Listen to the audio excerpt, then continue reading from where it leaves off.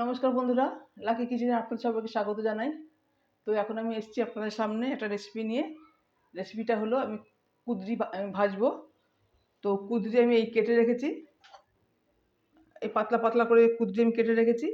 তো এখন আমি এটাকে ভাজবো। কড়াইতে তেল দিয়ে দিলাম, সাদা তেলে ভাজবো। কড়াইতে কালো জিরের ফোড়ন দিলাম, দিয়ে দেবো পেঁয়াজের কুচি আর কাঁচা লঙ্কার কুচি।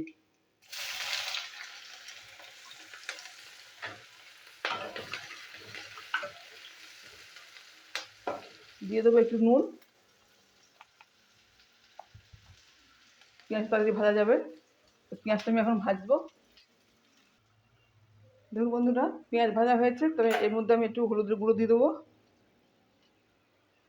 হলুদের গুঁড়ো দিলাম, দেবো একটু লঙ্কার গুঁড়ো,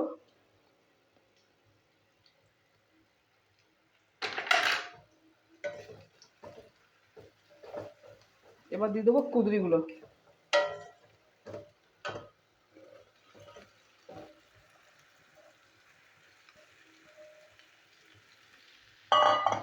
উপরে একটু নুন দিয়ে দিই।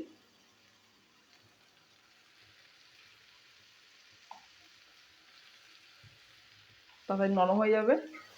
এবার ঢাকা দিয়ে দিয়ে আমি ভাজবো। তো এখন আমি কুঁদরিটা ভাজবো। দেখুন বন্ধুরা, হয়ে গেছে কুঁদরি ভাজি, খুব কম মশলায়। এবার আমি সার্ভিং বলে ঢেলে দেবো। নরম হয়ে গেছে আর খেতেও অনেক সুন্দর হয়েছে বন্ধুরা। তো এখন আমি সার্ভিং বলে ঢেলে দিচ্ছি।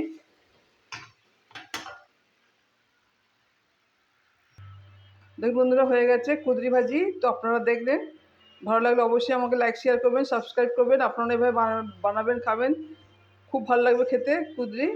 তো এখনকার মতন টাটা, নমস্কার।